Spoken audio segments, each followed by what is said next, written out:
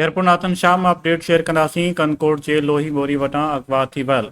Police एहलकार Ali Raza लगारी की बाजियाबी ऐं कोटड़ी में नौजवान अहमद लगारी के मुबैना पुलिस मुकाबले में नाहक हाथ फ्राई करण वारे वाक़े खिलाफ़ लगारी इताद वेलफेयर एसोसिएशन के सॾ ते हाजी माशूक लगारी, अली अकबर लगारी, हाफ़िज़ हाजन लगारी ऐं ॿिनि जी अॻवाणी में एहतजाजी धरणो हंयो वियो।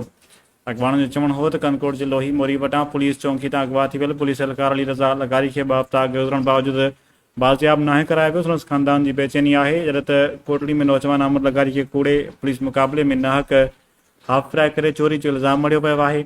HSP ऑफिस अॻियां संदसि कुटुंब पारां एहतजाज कयो पियो। संदसि ख़िलाफ़ केस दाख़िल करे 4 माण्हुनि खे खंभे गुम कयो वियो आहे, जंहिं वाक़े जी मज़म्मत कयूं था। चीफ जस्टिस ऑफ पाकिस्तान, वज़ीर आला सिंध, IG सिंध ॿियनि आला अख़्तियारनि खां मुतालबो कयूं था त पुलिस एहलकारनि खे बाज़ियाब